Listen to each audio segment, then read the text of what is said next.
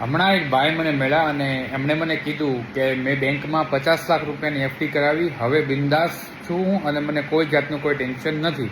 મારા પૈસા ફિક્સ છે અને ગેરંટી છે. માન્યું કે એફડીમાં પૈસા ગેરંટી છે, પણ શું તમને ખબર છે કે એફડીની અંદર જે પૈસા મૂકેલા છે એમનો પણ કંઈક ઇન્સ્યોરન્સ હોય છે.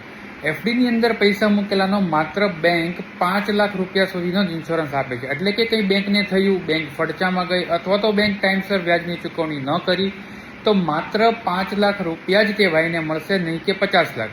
કારણ કે DICGC જે છે, deposit insurance and credit guarantee corporation, તે બેંક સાથે 5 લાખ રૂપિયાનું જ કવર આપે છે. એટલે કે તમારી ગમે એટલા રૂપિયાની એફડી કેમ ન હોય, જો કંઈ બેંકને થશે તો માત્ર 5 લાખ રૂપિયા જ સિક્યોરિટી છે, 5 લાખ રૂપિયાની જ ગેરંટી છે. એટલે જ્યારે પણ તમે બેંકમાં પૈસા મૂકો ત્યારે ખાસ જાણવું જરૂરી છે કે એફડી આપણે કેટલા રૂપિયાની કરીએ, અને અલગ અલગ પ્રકારની અલગ અલગ બેંકમાં એફડી કરી અને એમનું જે વ્યાજ હોય તેમને આપણે સિક્યોર કરવું જોઈએ. તમે તો આ વાતની જાણકારી મેળવી, પણ શું તમારા મિત્રોમાં આ વાતની જાણકારી છે? તો તમારા મિત્રોને અચૂકપણે આ વિડીયો શેર કરવાનું ભૂલતા નહીં કે જે લોકો બેંકમાં એફડી કરી રહ્યા છે.